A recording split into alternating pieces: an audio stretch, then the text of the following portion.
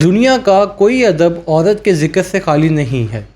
ہر تہذیب نے اسے اپنے اپنے زاویے سے دیکھا اور بیان کیا۔ کہیں وہ محبت کی علامت بنی، کہیں ماں کی عظمت اور کہیں حسن و نزاکت کا استعارہ۔ کسی نے اسے کمزوری کہا تو کسی نے طاقت اور وفا کی زندہ مثال بنا دیا۔ ہر زبان کے ادب میں اس کا عکس موجود ہے، مگر انداز بیان مختلف ہے۔ عرب ادب میں جب عورت پر قلم اٹھایا تو الفاظ نے محض بیان نہیں کیا بلکہ منظر کش کی معراج دکھا دی۔ یوں کہا جا سکتا ہے کہ ادب نے عورت کو لکھا نہیں بلکہ عورت نے ادب کو زندہ رکھا ہے۔ ملاحظہ کیجیے تحصیلات اردو شرح سبع معلقات۔ اشعار نمبر 1۔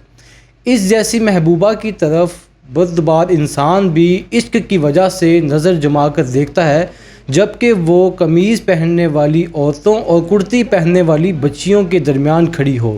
اشعار نمبر 2۔ محبوبہ اس قدر نازک اندام ہے کہ اس کے ہاتھ پاؤں میں زیورات دیکھ کر معلوم ہوتا ہے کہ گویا پازیب اور بازو بند ترشے مدار یا ارنڈ پر لٹکا دیے گئے ہیں۔ اشعار نمبر 3۔ اور پستان جو ہاتھی دانت کی ڈبیا کی طرح نرم اور نازک ہیں اور چھونے والوں کے ہاتھوں سے محفوظ ہیں۔ اشعار نمبر 4۔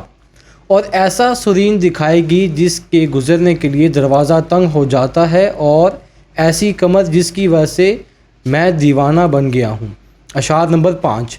اس وقت کو یاد کرو جب کہ محبوبہ تجھے ایسے دانتوں کے ذریعے محبت بنا رہی تھی جو باریک چمکدار تھے اور جن کی بوسہ گاہ نہایت چمکدار تھا اور جن کا لاب دہن نہایت ہی لطف بخش تھا۔ ملاحظہ کیجیے کتاب تبیان المنبی اردو شرح دیوان المتنبی۔ اشعار نمبر 1۔ نازک اندام ہے، قاتل ہے، زندگی دینے والیاں ہیں اور تعجب خیز ناز و ادا ظاہر کرنے والیاں ہیں۔ اشعار نمبر 2۔ وہ حمام سے اس طرح نہیں نکلتی ہیں کہ ان کے سرین ابھرے ہوئے ہوں اور ان کی ایڑیاں چمکتی ہوں۔ اشعار نمبر 3۔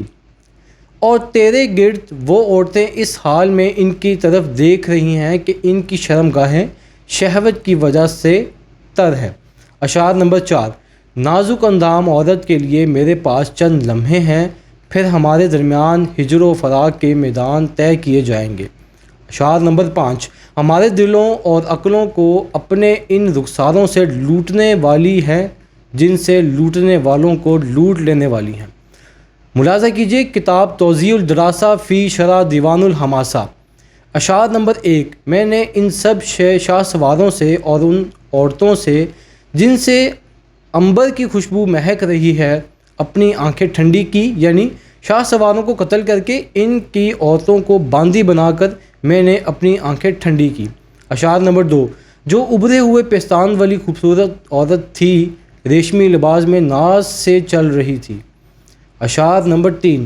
وہ جوان ان لوگوں میں سے ہیں جن کے ساتھ عورتیں اس حال میں حاملہ ہوتی ہیں کہ وہ طے بند کی رسیوں کو گرا لگائے ہوتی ہیں۔ اشعار نمبر 4۔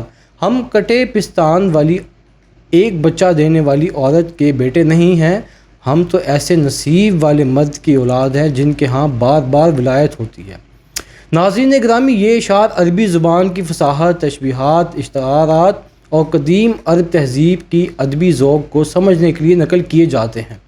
ان سے مقصود محض لسانی و ادبی مطالعہ ہے، نہ کہ کسی اخلاقی یا عمل دعوت کا اظہار۔